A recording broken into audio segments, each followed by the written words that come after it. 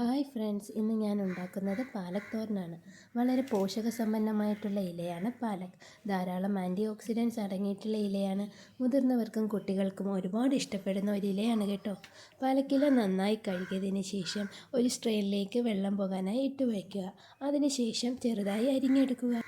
ഇനി നമുക്ക് തോരന് വേണ്ട അരപ്പൊന്ന് റെഡിയാക്കാം. 1 കപ്പ് തേങ്ങാപ്പീര, 1/4 ടീസ്പൂൺ മഞ്ഞൾപ്പൊടിയും ജീരകവും 2 പച്ചമുളകും ഇതെല്ലാം ചതച്ചെടുക്കണം.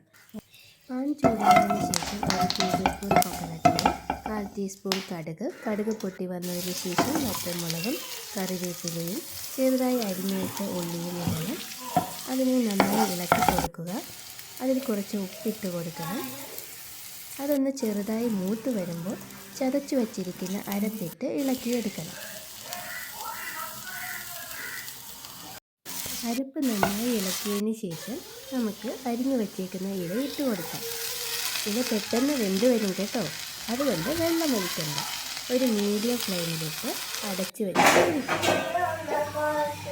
ഇലയിൽ നിന്ന് വെള്ളം ഇറങ്ങി വരുന്നത് കണ്ടോ? വെള്ളം വറ്റിച്ചെടുക്കാം. ഫ്ലെയിം ലേശം കൂട്ടിയെടുക്കുകയാണ് കേട്ടോ. അങ്ങനെ നമ്മുടെ പാലക് തോരൻ റെഡിയായിട്ടുണ്ട്.